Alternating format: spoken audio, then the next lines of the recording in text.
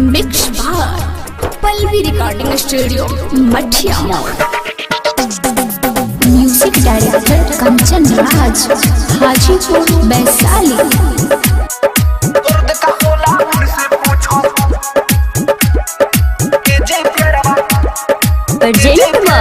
Shubham films. दर्द का होला उनसे पूछो, दर्द का होला उनसे पूछो, जे प्यारवा कोइले बा। दर्द का होला उनसे पूछो, जे प्यारवा कोइले बा। दर्द का होला उनसे पूछो, फिर दोबारा प्यार न करी,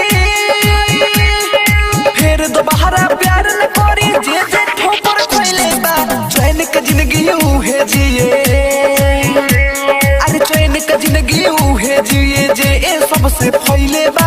दर्द का होला उनसे पूछो, जे प्यारवा कोइले बा। दर्द का होला उनसे पूछो। Music director Kanchan Raj, Hajipur Vaishali. दर्द का होला उनसे पूछो, जे प्यारवा, जे प्यारवा कोइले बा, कोइले बा। याद आई जब बीतल बतिया, नयन सलरवा बही हो।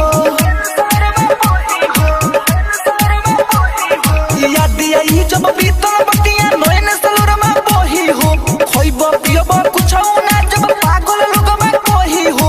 सुन के ताना कितना दीवाना,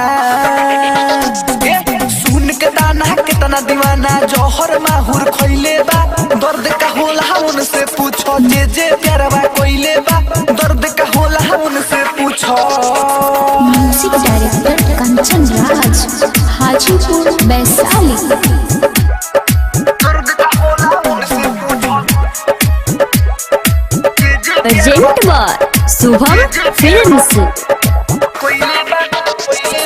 बीतल बाटे हमरा पर, हम ऐसे को होता नहीं हो।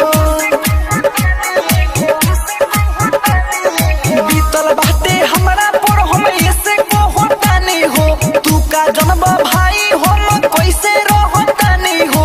लिखे गीतिया पर मद सुनो, लिखे गीतिया पर मद सुनो, अमर जीत गइले बा।